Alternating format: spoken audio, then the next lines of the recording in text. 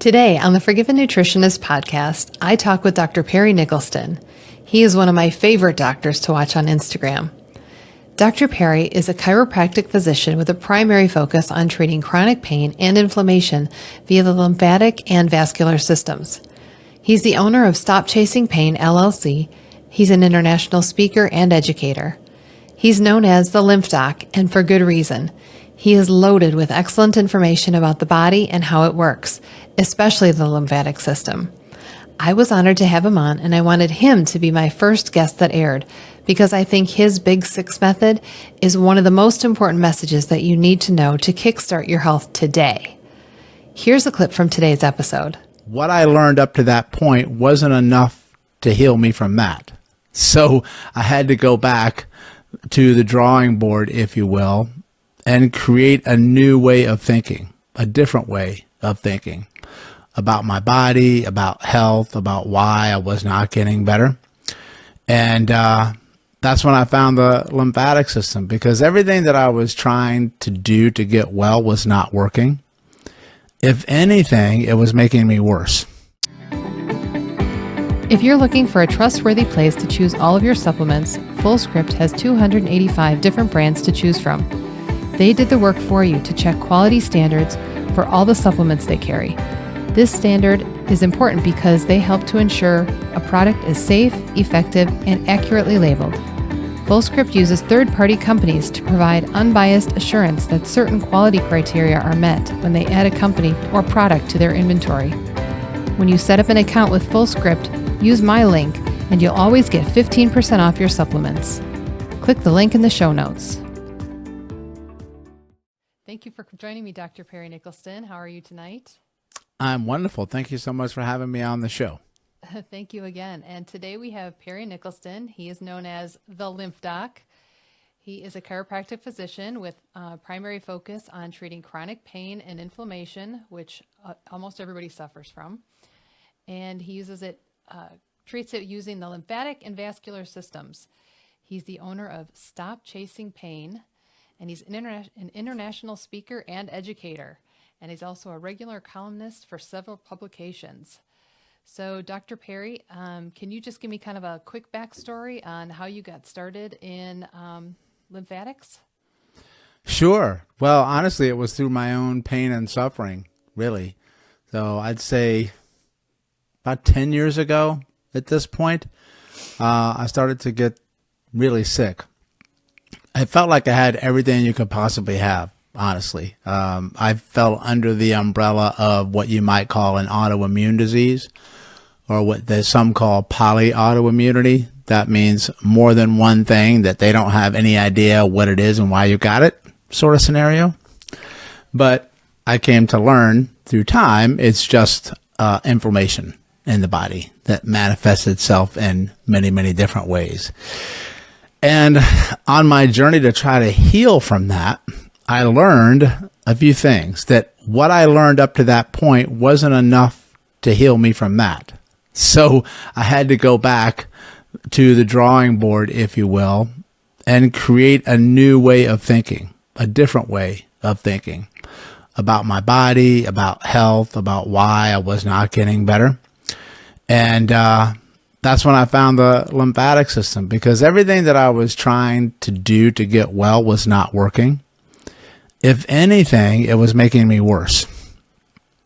And most of it was a traditional medical approaches through medications and antibiotics and surgeries, which were necessary for me, don't get me wrong, at a particular time. But over the long haul, they made me worse. And then I said, I have to figure this out on my own. Nobody else is doing it. And then that's when I went back and just started, like I didn't know anything, basically. And then that's when I came across the lymphatic system. And when I started to work on that system, it changed my life. It saved my life, honestly. And that's why I'm here today. And then that's been my mission ever since in life, to teach everybody else about that system. Because I figured this much. If I didn't know about it, and I'm actually in the healthcare field, I can only imagine how many people have no idea about the lymphatic system and what it is or what to do about it and why and how it might relate to the condition that they've had. And so that's what I did. I just created it and then started to teach it. And then, it just exploded because everybody started to feel better from doing the lymphatic work. I remember when I first started to put this information out there many, many years ago, I didn't really know how it would go over because I was thinking to myself, well, is anybody going to even know what the system is and why are they even going to care? And they did, because I learned something along the way that so many other people in the world are suffering just like I was, and they're looking for help. And they ended up finding me. Yeah. I mean, until you were on Dr. Carrie Jones' podcast, anytime I've heard of the lymphatic system is people just mention it in passing. And so no one ever really, you don't ever hear anybody talk about it. And I learned so much just from then. And ever since then, I've learned a lot more. And I've implemented it myself. And my husband kind of chuckles at me when I rub the big six every day. And, I'm just laying in bed. Yes. There you go. Which we'll definitely be talking about that. And I noticed that, ever since I've done that, I've already noticed a difference, in my workouts, as well as just how I feel every day, just doing that. So I'm hoping that the listeners will eventually kind of try to do it themselves, maybe a little bit. I hope so. It can absolutely change your life, and I'm not kidding you. I have people that message me every single day saying, I cannot believe how just that simple thing of rubbing and slapping and tapping these 6 places made me feel so different. Yeah. But when I explain it to you, like I do to everyone, they're like, oh, now I get it. That makes complete sense. Yeah, definitely. And I never thought of it because I heard you talk about the body being an aquarium, and I never thought of my body needing to get rid of waste, or why there actually being the toilets in the body to actually get rid of the waste, and how I need to help them out. I can't just leave that stuff float around in me all the time. Exactly. It's like when you know it, you can't unknow it. It explains so much. And that's honestly what I was looking for my whole professional career. It took me getting sick to find it, honestly, because I was always looking and very discouraged of, why do people keep getting things returning? Like, what's up with that? Pain for sure, but also some of these chronic, they're called chronic for a reason, because you can't get rid of them, right? And I'm like, what is up with that? And then I found out through my own suffering and the lymphatic system, there was the answer of waste management, basically. So I honestly had to go all the way back to bare bones basics. So when I was sick, I had to say to myself, okay, well, what does the body need to heal and recover? And then I went even further than that. I'm like, what does one cell in the body need to heal and recover? Because if I can figure how one works, I'm pretty sure the trillion other ones work the same way, right? Or at least very then I would just right. extrapolate it out, right? And then that's when I just started to make this like Sesame Street ABC C-spot run type stuff, like going to fundamentals. And when I saw it's like there the whole time, and I was like, that's it. That's what I was looking for. And the lymphatic system was the missing piece, because I honestly had tried every other piece you could possibly imagine to bring myself back, and it wasn't working.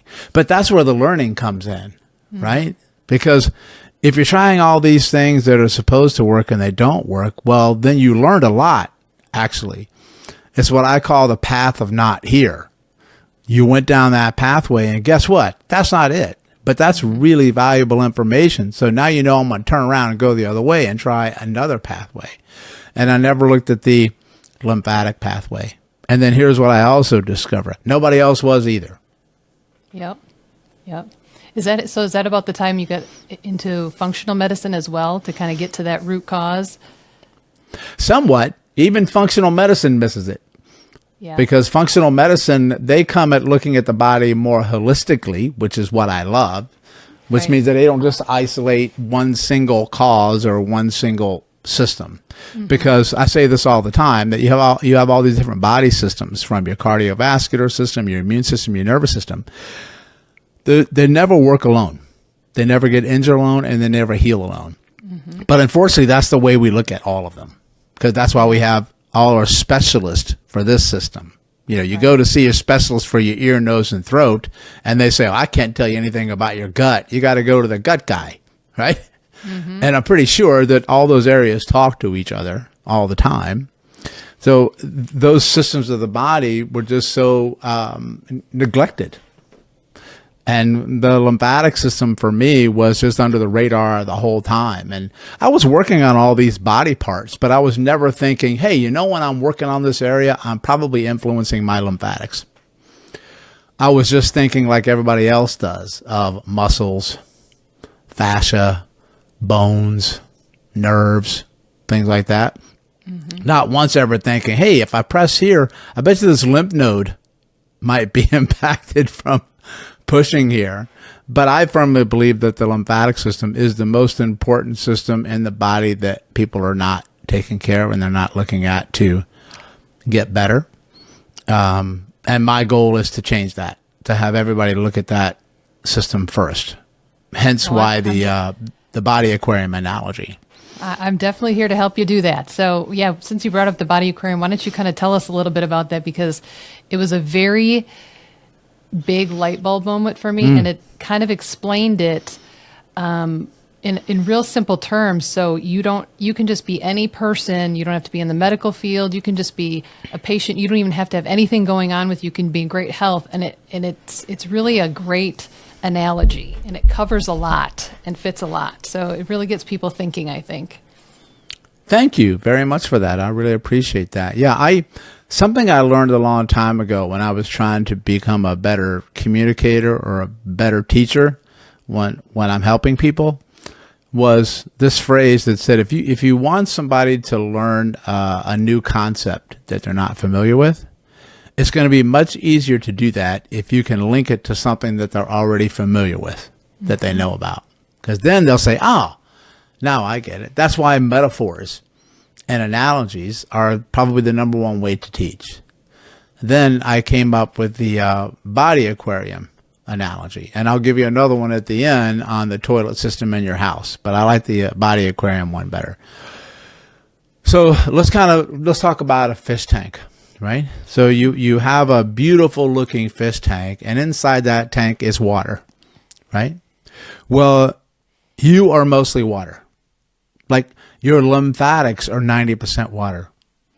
Your blood is 90% water. Your brain is mostly water. That's kind of important to know, right? So your liquid environment, and your cells float around in that liquid. The medical term is called interstitial fluid. So interstitial fluid is your fish tank fluid. Now, in a fish tank, the cells are actually living fish, right? And they're swimming around in that fluid, having a great time. But up in the corner of that fish tank, you usually see this bubbles coming out, right? And you see water moving around. That's because it needs the water to move. Otherwise, the water becomes stagnant, and stagnant water breeds disease. But it also circulates that around so you get oxygen, because the fish need oxygen to survive, and so do your cells, right? So what you do is you feed the fish, right? You put the food at the top of the water and you feed the fish. Well, that's what you do to yourself. You stick food in your mouth, right? So that's going in your tank. And then the fish, they take that food and then they process that food. And then now the fish poop in the same water they're swimming in. Well, guess what? You do too. Your trillion cells in there go through a metabolic energetic process, and then they create what's called metabolic cellular waste. all the time, just every single day of your life, because cells die on purpose so you can make new ones. That's called aging. Okay. And they also get damaged through trauma, illness, inflammation. They also get damaged through exercise because you want to destroy cells so you can make more of them and have big biceps and go harder, faster, stronger, longer. Right? Now, what would happen to that fish tank if all that fish poop stayed in there and didn't get out and the water stopped moving? Well, over time, you would see that that water in the fish tank doesn't look so clean anymore. It looks like, oh my goodness, that doesn't look so good. And then you see this stuff growing on the glass itself. Well, that's bacteria and parasites and fungus and what I call muck. That's just stuff that you don't want in your tank, and you don't want that muck in your body either. So what keeps that fish tank from looking like that? Well, you have to open up the bottom of the fish tank, and then that's where you see all this piping and all these filters that are underneath there doing all the hard work for you, so you get to look at the pretty fish tank on top. Mm-hmm. If that filter system underneath, something happens to it, then the tank turns stagnant. And then the fish become sick. The fish get diseased. And they struggle to breathe. You can actually see them struggle to breathe. And then eventually they do what? They die. Yep. Okay? You can keep feeding them all day long. I don't care. They're going to die regardless. Why? Because they're swimming in their own waste. And you're going to breed disease. Well, your body's the same way. When you eat something, your cells take those nutrients in. When you breathe in nutrients, that's called oxygen. Your cells use that too to create energy, and then they poop in the same fluid. Now, what gets that poop out of the fluid around your cells? Your lymphatic system does. Your lymphatic system does. And it's going to take that to another system. The lymphatic system will dump into your vascular system, into the veins of the body. So the lymphatic system and the vascular system are one system. If you have a problem with one, you have a problem with the other, period. And then when they go into the veins, then the veins are going to circulate and take that back to the lungs, and then it's going to go into the heart. So now you can get all the oxygen and stuff and nutrients in, and then it's going to go back out again. So the other elimination organs can get rid of it. That means you can pee it out, and you can poop it out, and you can sweat it out, and you can breathe it out, right? So you have most of your body is designed for waste management, is what it is. But here's what you need to know. The most important part of that whole tank is the filtration system. Because if you just replaced the tank and you get new water in there and new fish in there and you made everything look great, but you didn't take care of the filter system underneath, what would come back in a matter of days or weeks? Same problems. Yep. Bingo. That's the thing I'm going for. All the same stuff comes back. Well, it's the same thing for you.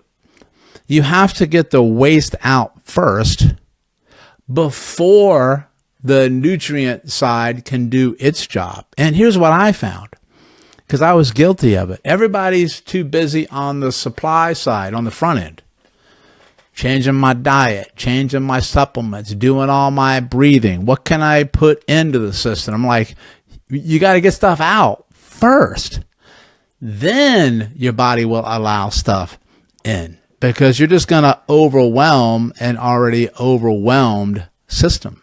So I came across a phrase by studying old school classic osteopathic medicine that was founded in the late 1800s by a medical doctor called Andrew Taylor Still, who lost his entire family, got wiped out from, I think it was viral meningitis. And he said, okay, whatever I knew to that point couldn't save my family, so I'm going to think of something different. So he created his own different discipline. And he's the one who started to talk about lymphatics and blood flow mostly. So that's what I talk about.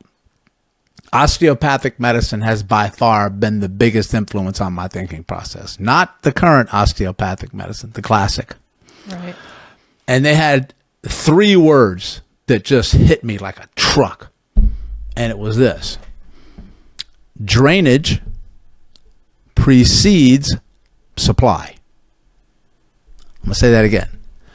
Drainage precedes supply. So precedes means comes before. Mm-hmm. We already know what supply means, right? Supply means all the nutrients and the food and the diet and the supplements and the breathing and all that sort of stuff. The creams and the ointments and the gels, whatever. But you got to drain out the toxins first. The order of that is critical. So now all of the things that I was doing up to that standpoint for myself, I wasn't doing the lymphatic system part. When I started to do that, I kid you not, I'd been suffering for years and I was in a really bad spot.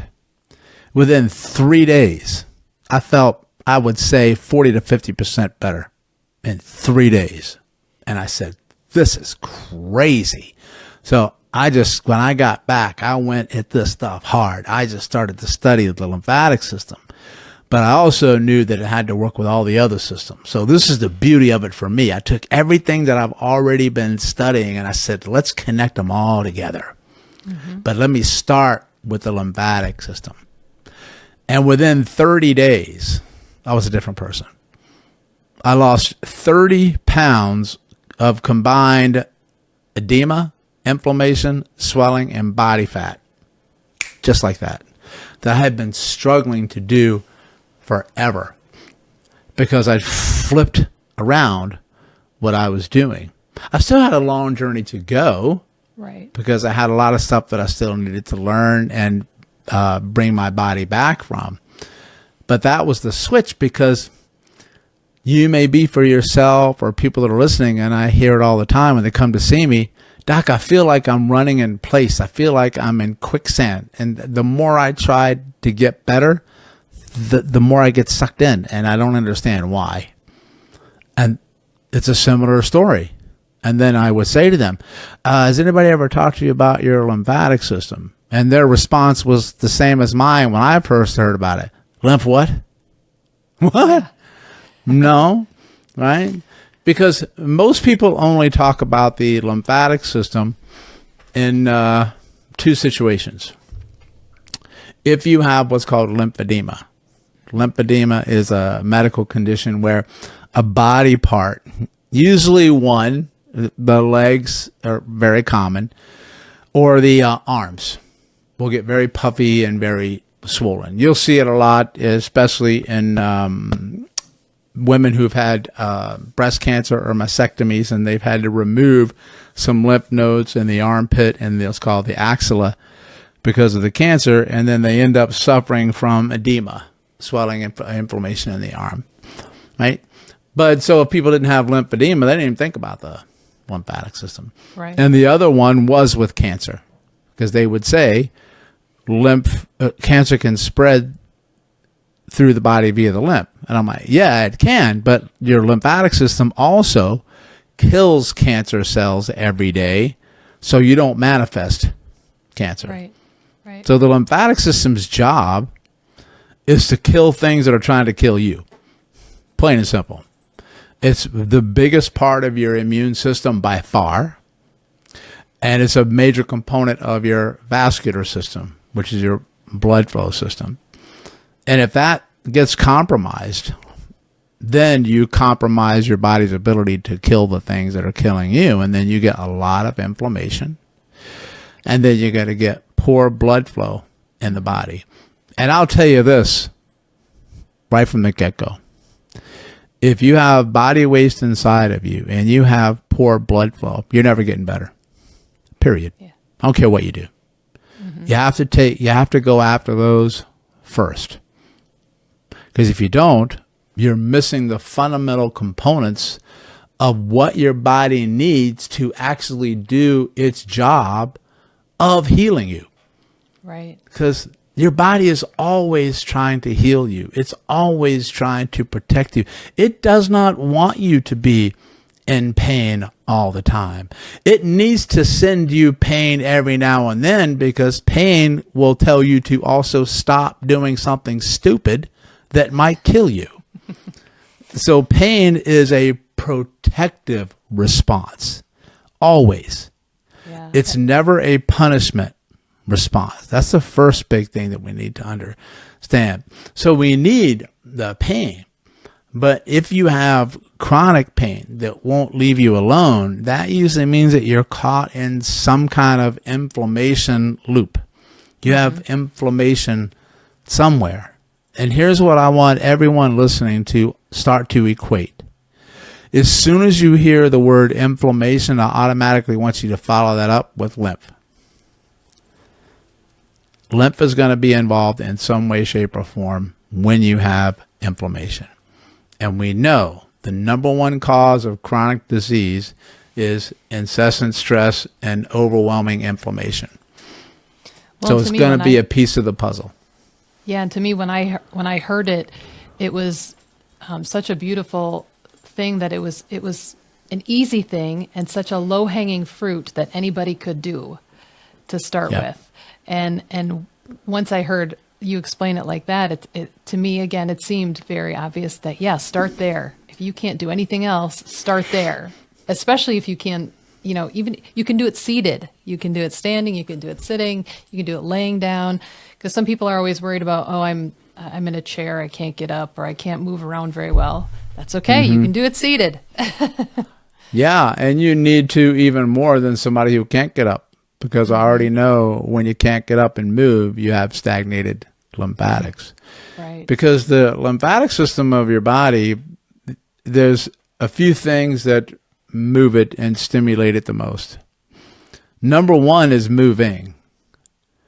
The more you move of yourself, I tell people, move more of yourself, more often, more ways, more environments. Just do more than you're doing now, and even better, do different than you're doing now. Change it up a little bit, because that contracts muscles, and then the muscles move the body fluid. But we as a society, we don't move that much anymore, and we automatically become stagnant, and then we sit a lot and we compress things. Right? And then the other one is breathing, particularly a form of breathing known as belly breathing or diaphragm breathing, because when you breathe through your belly, you increase and decrease pressure in the whole body from the abdomen, and that's like a pump. And then that moves the fluids of the body. If you move and you breathe through your diaphragm, those are the two biggest things that can move your lymphatics. But sometimes those are no longer enough, because your system is so overwhelmed or so overburdened or neglected because you haven't done anything intentionally to take care of it. Because you're always moving lymph all the time, but it just depends on how efficiently it's moving, right? Right. So that's where you have to go in now and do what I teach people is the big six. It's the fastest and what I think the most profound way to move the lymphatics is to step one.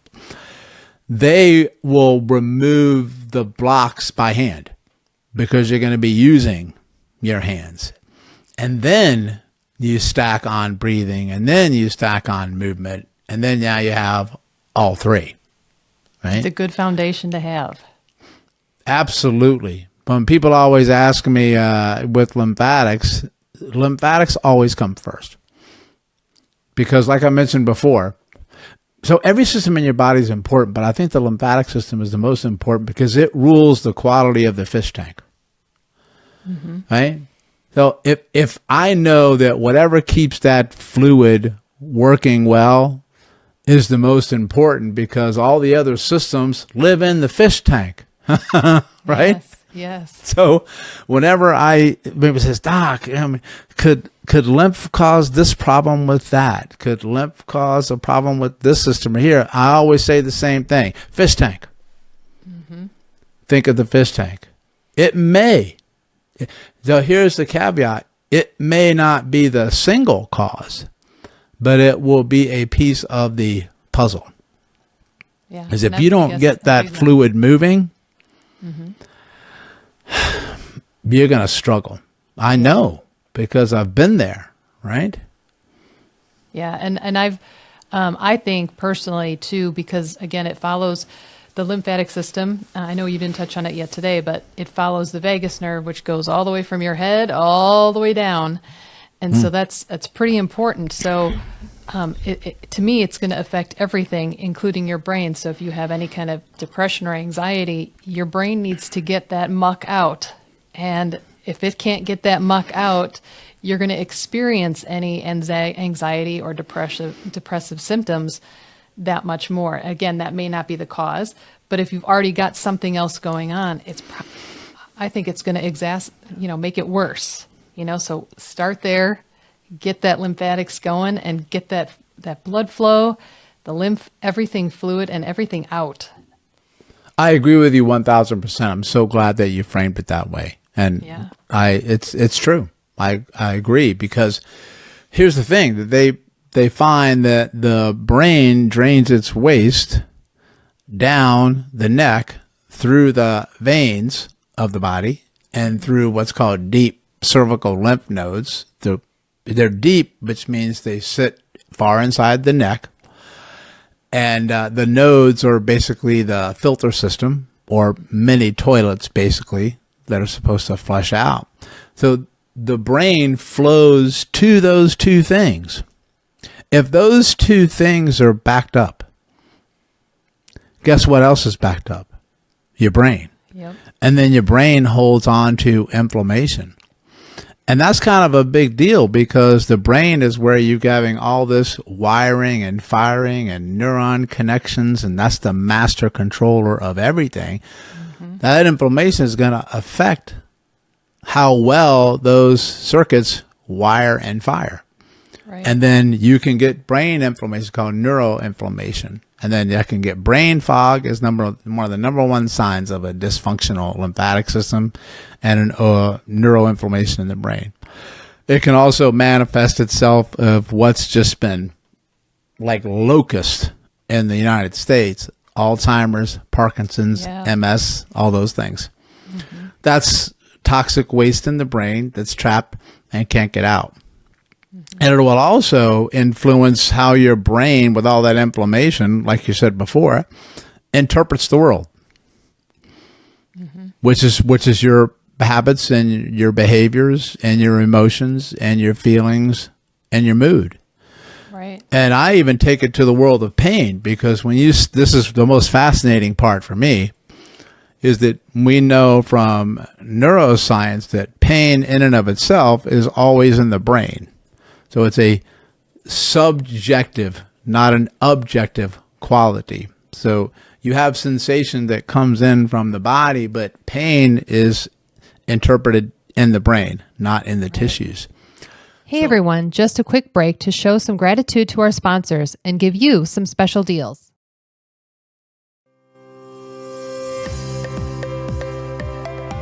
Are you looking for a good probiotic? Seed DS1 Daily Synbiotic is both prebiotic and probiotic. It supports digestive health, heart health, skin health, and gut health, including those who suffer with IBS. Their products are clinically studied and third-party tested for quality, and I think you'll be impressed with their eco-friendly packaging. Check them out at seed.com and use my code FORGIVEN for 15% off your first month's supply. So if you have inflammation in the brain, that will influence those connections in the brain, which I think can change your perception of what's painful and what's not painful. That's why if you do lymphatics and you clear the tank and you start to drain the inflammation in your brain, you can notice a decrease in pain anywhere in the body. And here's the fascinating thing. You know, we talked about the lymphatic system, and there's things called lymph nodes. And the lymph nodes are, imagine those little filters that are underneath the tank or up in the corner. You got about 700 of those things in your body, or there are many toilets that flush out waste. So just a couple. Just a bit. Yeah. Right. Of that 700, now sometimes it's 600, 700, it's arbitrary. I just want you to know it's like a super duper lot. 1/3 of 700 is from the collarbone up. Think about that for a second. Yeah. Now, what do you think that means if your body has that much there? It's probably important to keep that area clean of toxins, particularly the brain. Now, the next place that you have most of your lymphatic system is the gut, your abdomen. That's because that's where your immune system lives. 70 to 80% of your immune system strength lives in your gut. Well, then that makes a lot of common sense of why the lymphatic system would be there too, because it's the largest component of the immune system when you start to work with all the partners together. So when stuff is going on with the gut, you'll have lymphatic issues. When you have lymphatic issues, you'll have gut issues. In my world, they always go together. Right, and then the third remaining place of lymphatics is the skin. Those are the big places that you have it. And then those lymph node clusters. So you have about 700 of the nodes that we mentioned before. They gather in little communities that I call clusters. And they're situated in very strategic parts of the body. They're not just thrown arbitrarily anywhere. The body never does anything without a reason. It's glorious. It is very magnificent the way it's made, isn't it? If you step back and you look at it on the design, those lymph node clusters gather around the primary joints of your body that are supposed to, and I put the word supposed to in there on purpose, to move the most. And guess what those numbers are? The big six. All right, no, they're supposed to be around the joints of the body that move the most. The knees, the hips, the shoulders, the upper neck, and your actual abdomen, your torso. Because you're supposed to move a ton in there because that's called walking. Right. Before we had these things called cell phones.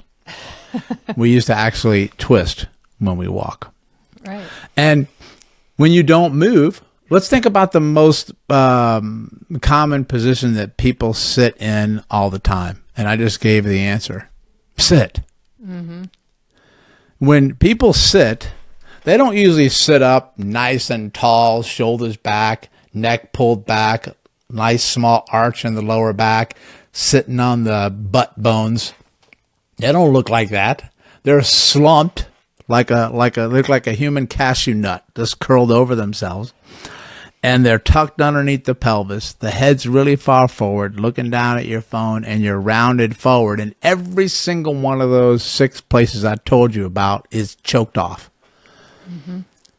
But it's not just choked off on lymph flow. It's choked off on all the other systems that run with it. The blood flow. Right. And the nerves.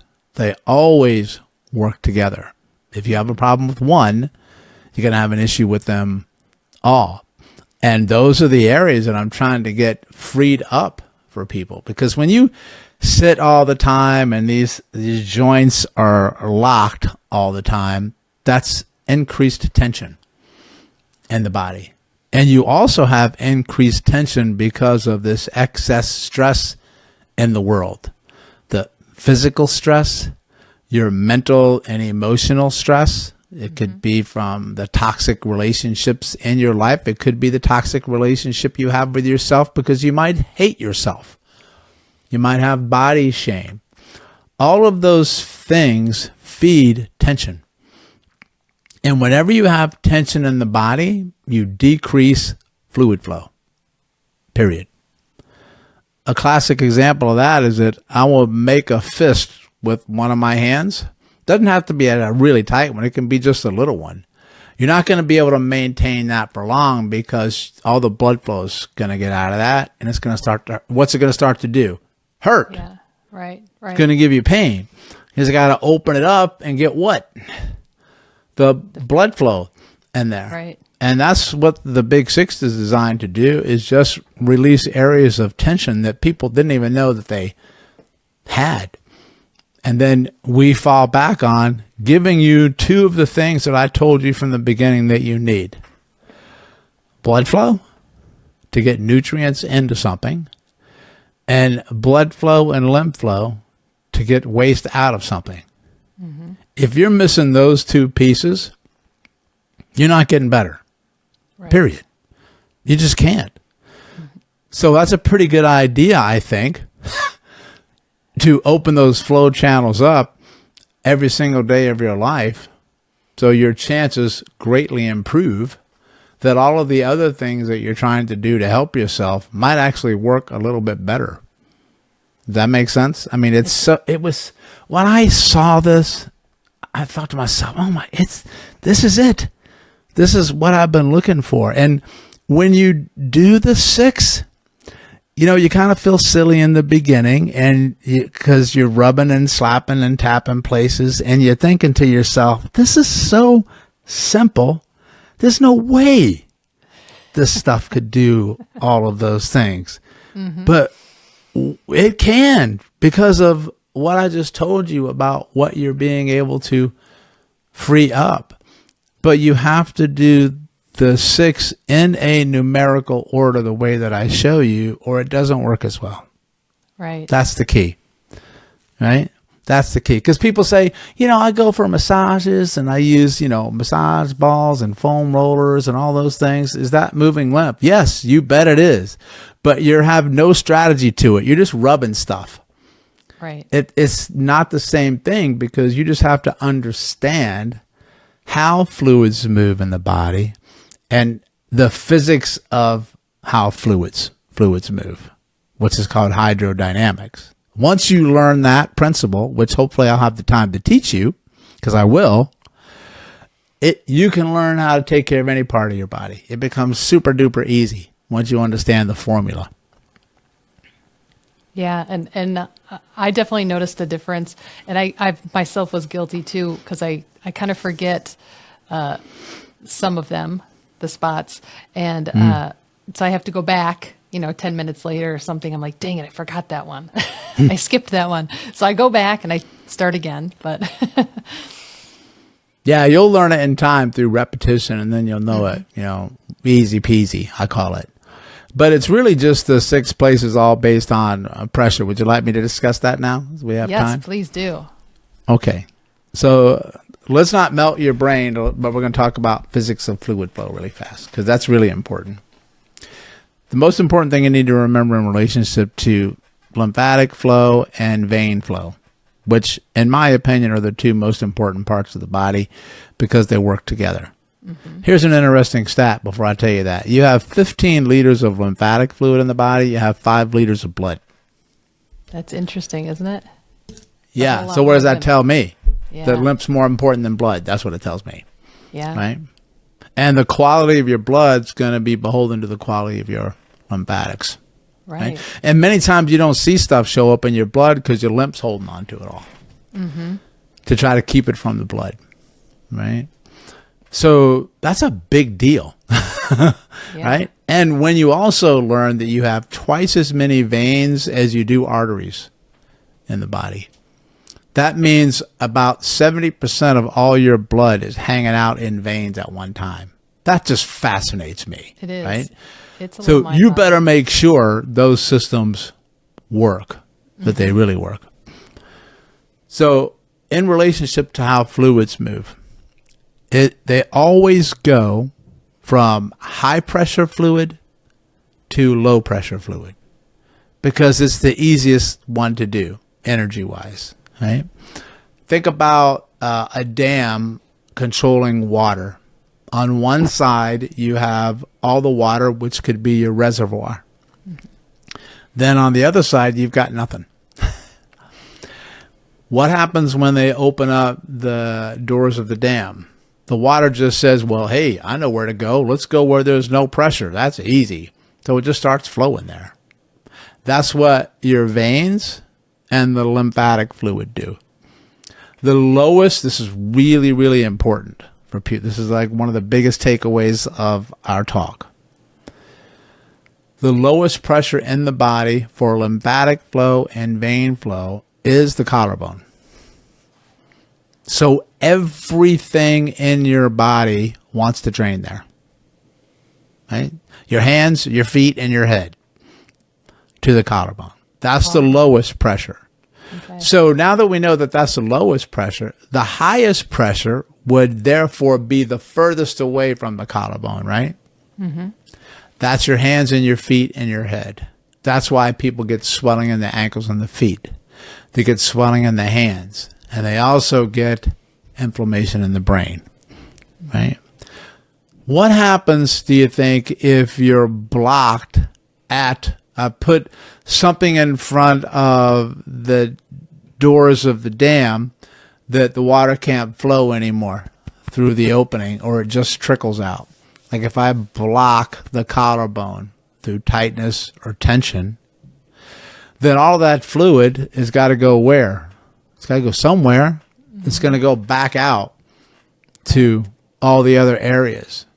So the first step in helping fluids move better in your body is to always start at spot number 1 with the big 6. That's above and below the collarbone, both sides. If you free that area up, everything starts to move better. Right? And most people have a lot of tension in this region because of what we talked about before. Poor posture, slumping, their head gets really far over their torso, called an anterior head carriage, this way, like this. And then that puts a lot of tension in what they call the fascia, that connective tissue at the collarbone. And then they have a change in their breathing patterns. They do over breathing or mouth breathing, or they breathe from the shoulders and they do, and then they cause excess tension in here. And then you're choking everything off and the body's like, what are you doing, man? You're killing me. Like, you're choking everything off. So you start at spot number 1, left side and right side. And when I teach people to do the big 6, you just rub in those areas, different speeds, different paces. You can go light, you can go deep, you can go fast, you can go slow. You can move your hands in different directions. I like circles a lot. You can do hieroglyphics. I don't care what you do on those areas. Those are just techniques. The biggest takeaway is Dr. Perry said, work the collarbone. Just don't cause pain when you do it.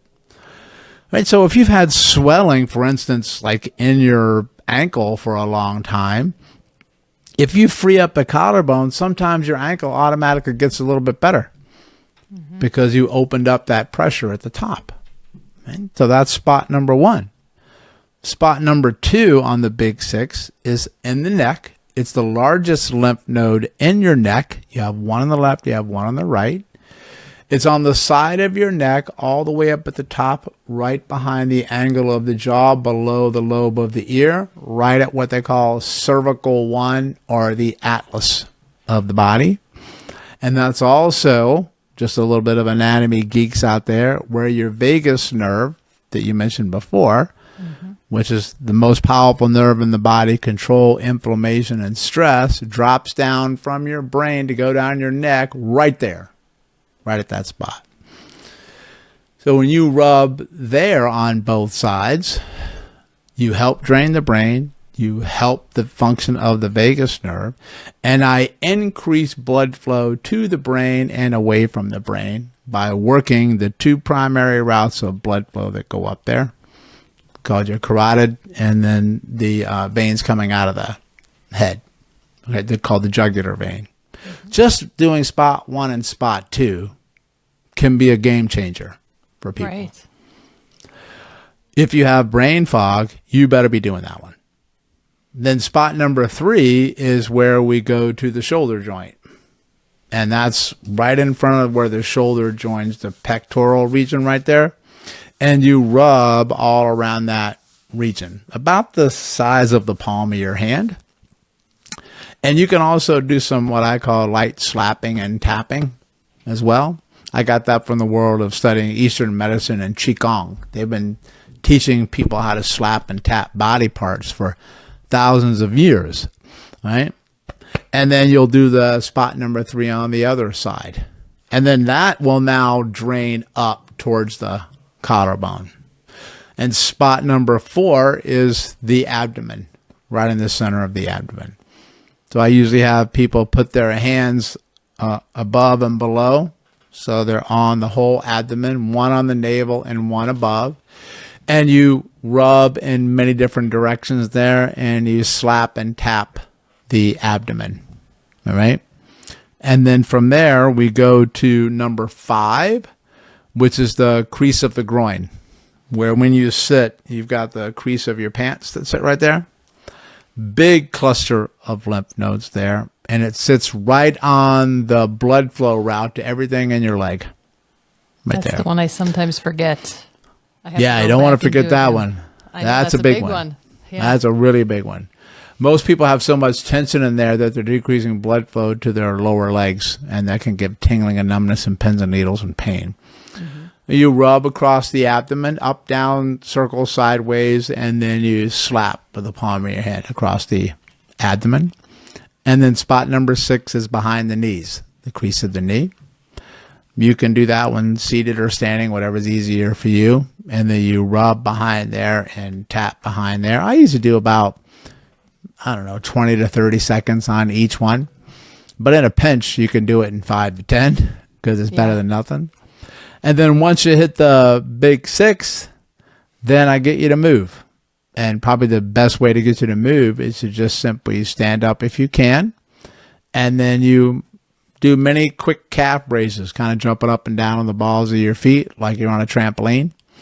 And then that pumps the lymphatics. And because you're using your calves, it also pumps the veins, fluid from the lower legs up. And in Eastern medicine, they call the calf and what's known as the soleus as a second heart because it increases fluid flow back to the body. And that's the big 6. If you just did those 6 places and then jumped up and down, as you breathe in and out through your nose, not your mouth, because the reason I want you to breathe in and out through your nose is because it forces your diaphragm to move more, and it increases and decreases pressure at a greater rate in your abdomen, which moves the fluid more efficiently. And just do that every single day of your life. I issue a challenge to people to try to do the big 6 every day for 30 days and notice what changes in your body. But I'm going to have to go over a few caveats here. 1, make sure that you're hydrated before you do the big 6. Drink at least a glass or 2 glasses of water because most humans on this earth are dehydrated. Yep. And you want to make sure that you've got that fluid moving. Number 2, don't be constipated when you do the big 6. Because if you haven't had a bowel movement within the last 2 days and you start to stir that fluid up, that stuff, remember I said that stuff goes through the lymphatic system and then it's going to go out and it's got to get out through the other systems. Mm-hmm. You need to be able to poop. If you can't poop, then you're going to hold on to the toxins and you're not going to feel well at all. And you have to expect that you may have some what they call detoxification reactions. That means that your immune system kicks into gear when you start to stir this muck up because it's going to try to kill the muck, but it's also going to try to get it out of you. And detoxification symptoms are common. I don't want people to freak out if they get it. That means you might get tired, fatigued, you might get lethargic, you might feel worse before you get better. You might actually have some of your pain feel worse before you get better. That's normal. It's okay. And the other one is you might show things on your skin because the lymphatic system goes through the skin. And when you start to purge it out, I don't want you to freak out if something changes on your skin. That's another reason why I want you to drink. It will begin to fade in time. if you don't feel good when you did the big 6, give yourself a day or two to not do it. Try to feel a little bit better before you go and put more into the system. But shoot for those 30 days of big 6. And I think you'll notice a significant and sometimes profound change in how you feel. Not just in your pain, but your energy level of, man, what? I'm feeling like I'm moving easier, less effort to do something. You'll actually notice that sleep will change too. Yeah. Right? I mean, it's a big deal. And it's great to do before and after physical exercise. Because if you do it before exercise, you're warming up the joints of the body because you're rubbing them and you're slapping them. And you're increasing blood flow everywhere. So I'm priming up my machine to become a monster mode. Hashtag beast mode monster. Then back to what we said before. When you go monster mode, what do you make? Waste. Yeah. Right? But you want to. You're supposed to. Because I want to heal from the waste. Well, what if you did big 6 after your workout? Then you're going to help get that stuff out. So you maybe be less sore from your training, but you can recover more effectively and go back to doing what brings you joy more often. And you'll have better progress. And the last reason is, even if you're not hurting anywhere right now, it's going to keep you functioning at an optimal state because you're doing things on purpose to take care of the lymphatic system. But you'll typically lose pounds of swelling, inflammation, and body fat. So sometimes people will do it just because I say to them, you'll lose 5 pounds without blinking an eye. And they're like, I'm all in, sold, done, right? And that's because one of the things that happens is that when you're really, really toxic in the body and you can't get waste out, your body has to go into protection mode and it uses body fat to do it. Body fat surrounds toxins to keep them away from the vital structures lower. So you pack on the pounds in order to protect you. So if you get rid of the muck, then the body says, great, now I don't have to hold on to the fat. Mm-hmm. Then and it usually goes. the fat is where a lot of the illness actually likes to reside also. So you get rid of that fat, you'd get rid of some illness. Yes, absolutely. You know what? I mean, it's a win all the way around. Mm-hmm.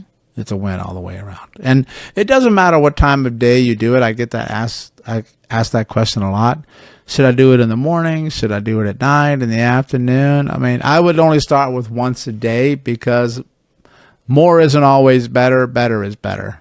You can overdo anything in your body.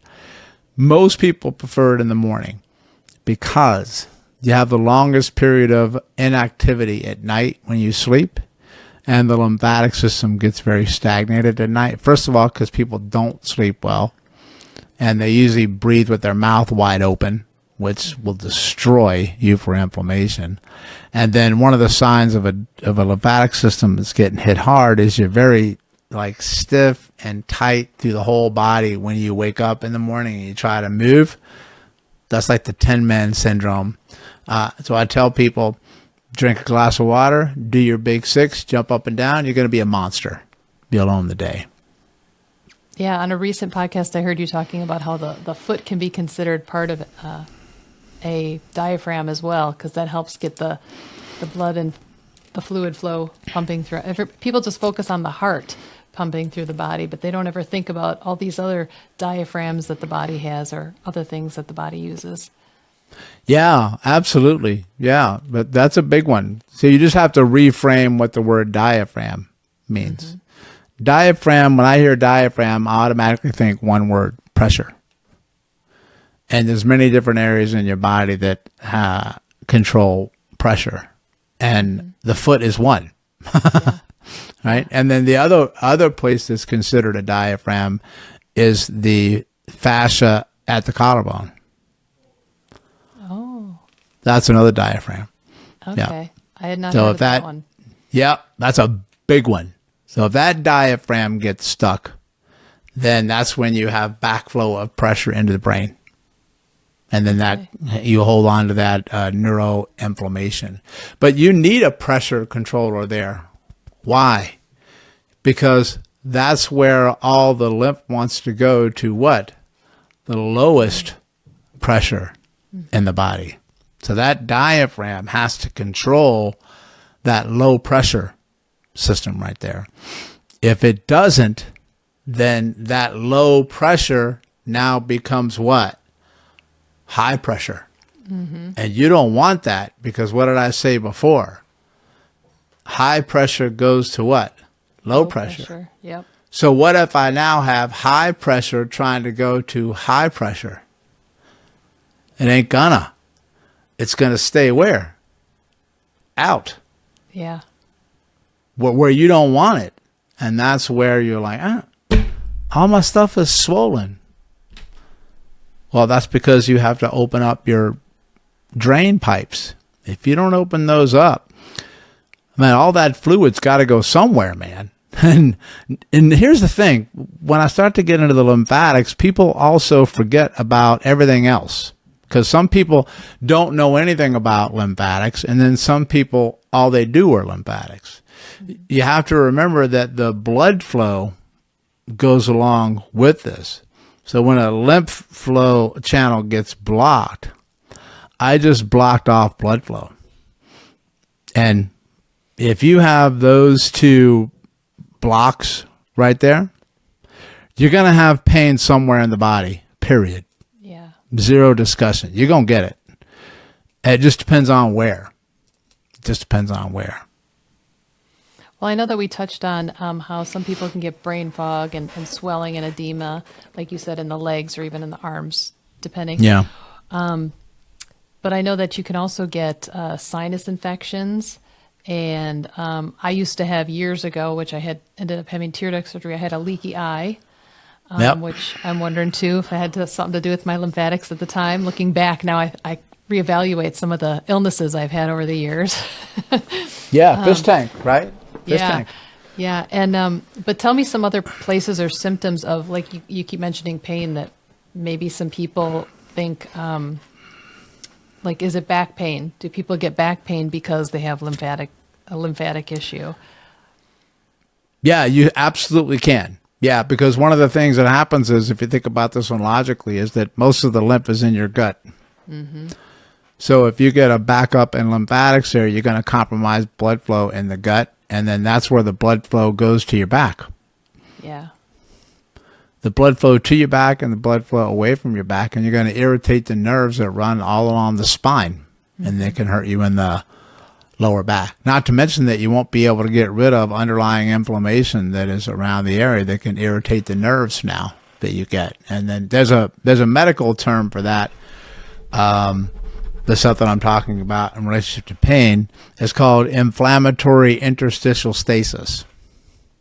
So let me break that down for you. Inflammatory means inflammation, right? Mm-hmm. What does interstitial mean? We know that that's the fluid between the cells. What's stasis? Stagnant. No movement. So what that means is this. Big fancy way in medicine to say stagnated fluid in the interstitial fluid causes inflammation, which will cause pain.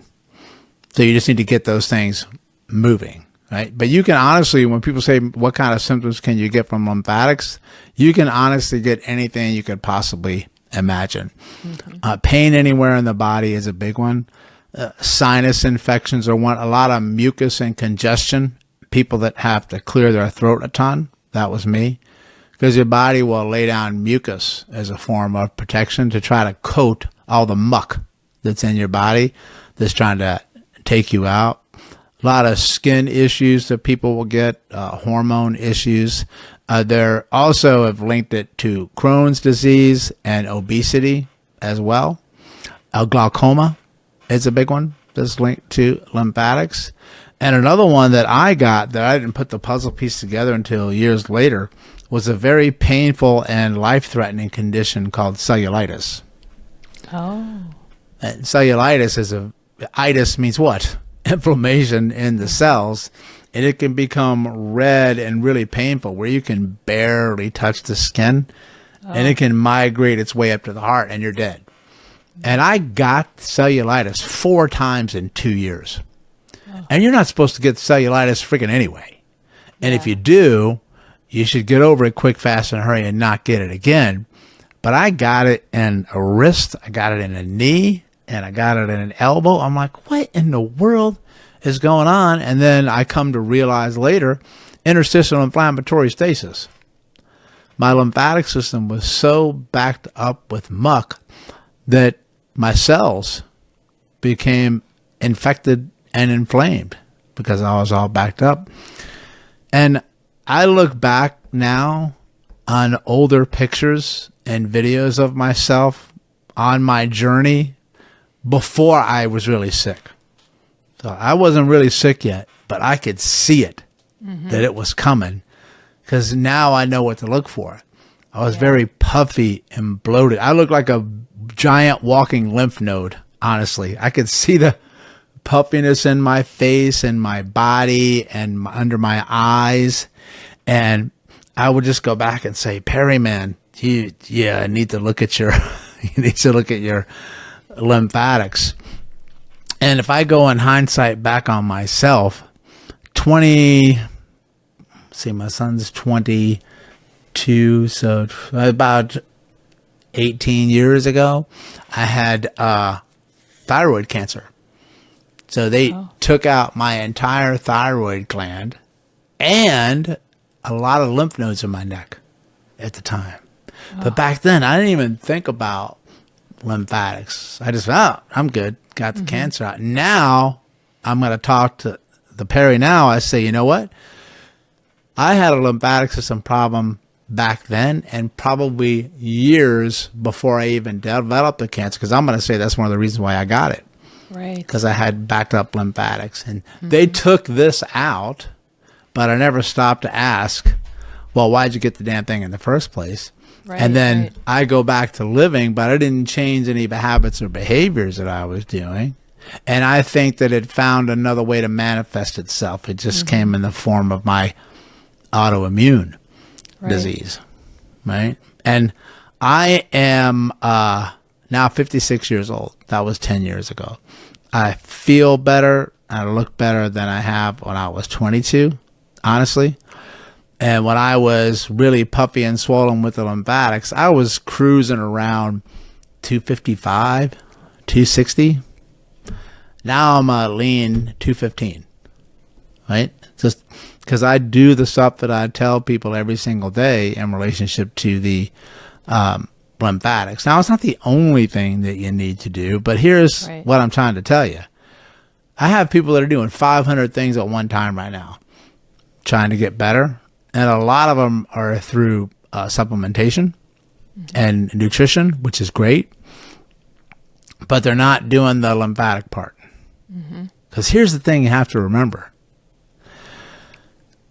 Everything that you put into your body, whether it's good or bad, becomes waste. Right. Now, it's better if you put good stuff in than crap stuff in. I'd like for you to do that. Yeah, but in the end, it doesn't matter. It's still the same crap. Right. And you have to get that out regardless for the lymphatics. And now dry brushing is something that people are starting to do a lot more of, which is great. But that's only one piece of the puzzle. And dry brushing typically only helps more of what's called the superficial lymph, the lymph closest to the skin. It's not going to get to the deeper lymph that you need to get the bigger pipes that are blocked, right? And one of the things that I see people do is they do dry brushing incorrectly. They start from the feet and the hands and they work up. And that's wrong. You have to start from the collarbone and do the big 6, and then you work up. Okay. Right? Because if you're starting in the foot, I'm driving the lymph in the foot to those places that I told you that can't be blocked. Right? Yeah. So you clear the big 6 and then you brush. That's a big, big difference, right? that's really what I want to send home to people, is that you have to open lymphatics from the low pressure towards the high pressure. Then you can go high pressure to low pressure. Well, that's what that's not a small thing I'm telling you here. That's like that's a game changer thing I'm telling you here. Don't miss this, people, right? Absolutely not. Yeah. All right?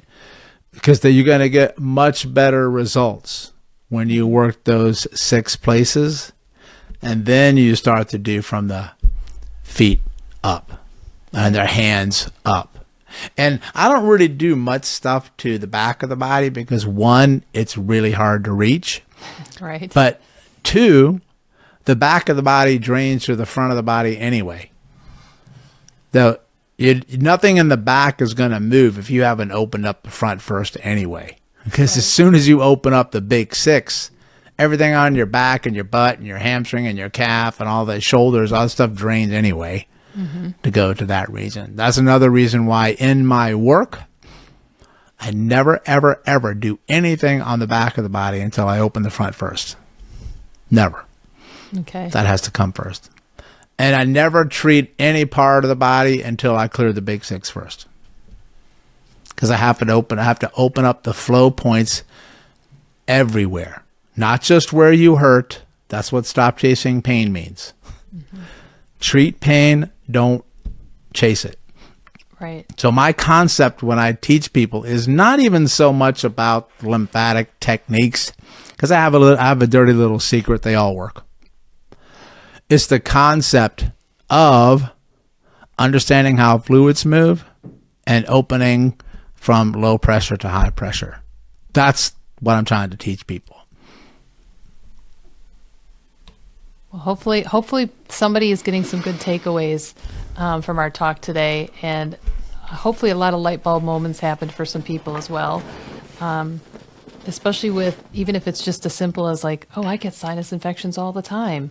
Something as simple as that. And no doctor has ever addressed anything as basic as the lymphatic system with them before. Or, oh, my brain fog could be because my lymphatic system. Hopefully there's a few light bulb moments out there for somebody. I hope so. I really do. Honestly, it was for me. I get emotional a lot when I talk about these things because I was really in a bad place and struggling. I had such severe brain fog that I couldn't teach anymore. I couldn't practice, and I was basically sleeping 15, 16 hours a day, and I couldn't play with my children, and I was just slowly perishing. That one scared me more than anything, losing the function of my brain. I had really bad sinus congestion and postnasal drip and mucus in my throat, where I was always incessantly doing this. Sniffing and like clearing my throat. People thought I was, I had something wrong with me, or I was sniffing cocaine or something, or it was a tic. But I literally just had stuff always just dripping. And the reason being is because of that protective coating that the body had and the lymph nodes that they took out in my neck. And once I started clearing those things, I'm able to breathe through my nose now, where for, I'd probably say 30 years of my life, I could not. And I was forced to breathe through my mouth. And we know now, from what we know about breathing, is that if you breathe through your mouth, you're going to get sick. And you're not going to get well. And you're going to have inflammation. And that's a big thing. So I had one thing on top of another thing on top of another thing. But those were all further down the line dominoes. You follow? The first domino was fish tank. Right. That's the first domino. And this is how easy it is for anybody to explain lymphatics to somebody. You just get a picture of a fish tank that looks gorgeous and get a picture of a fish tank that looks horrific.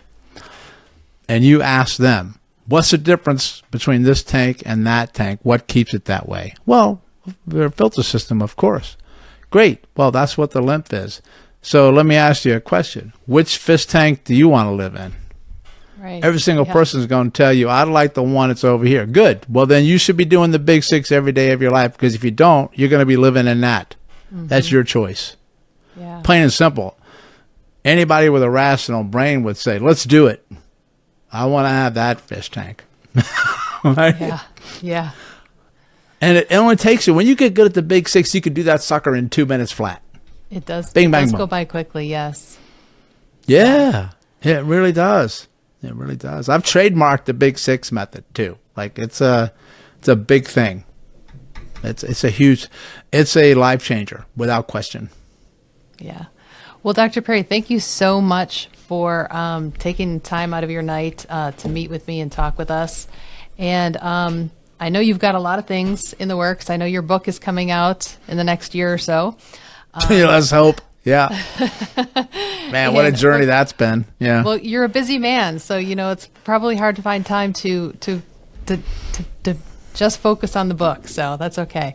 So why don't you tell all my listeners where they can find you, all the places. I know you like Instagram, and I like to follow you on Instagram. The Instagram for sure. That's where I spend the most time. At this point, it might be considered an unhealthy relationship, but I digress. I love that platform, and I love the energy on there. I am on all of the other ones too. The easiest way to find me is one through Instagram at Stop Chasing Pain, but my website as well, which is the central hub for virtually everything. And that's also easy peasy to remember, stopchasingpain.com.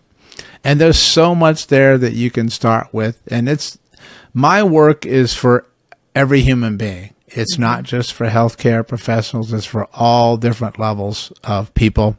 And we teach it that way. I consider these self-care techniques that everyone should know and to do. So there's something that you can find for everyone, without a doubt. Definitely.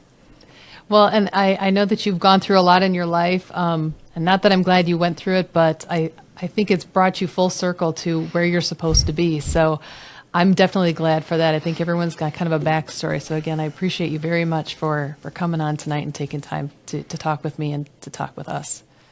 Thank you very much for allowing me to share my story. I appreciate that. Okay. Thank you very much. You have a great night. You too. If you want to continue learning and hearing all things nutrition for your mind, body, and spirit, click like, subscribe, or favorite me on whatever podcast platform you use. Or you can find me at ForgivenNutritionist.com. This podcast was designed to educate, inspire, and empower you to achieve your health and wellness goals with your current healthcare provider. It is not meant to diagnose or treat any illness or medical condition or take the place of any treatments from your current healthcare providers.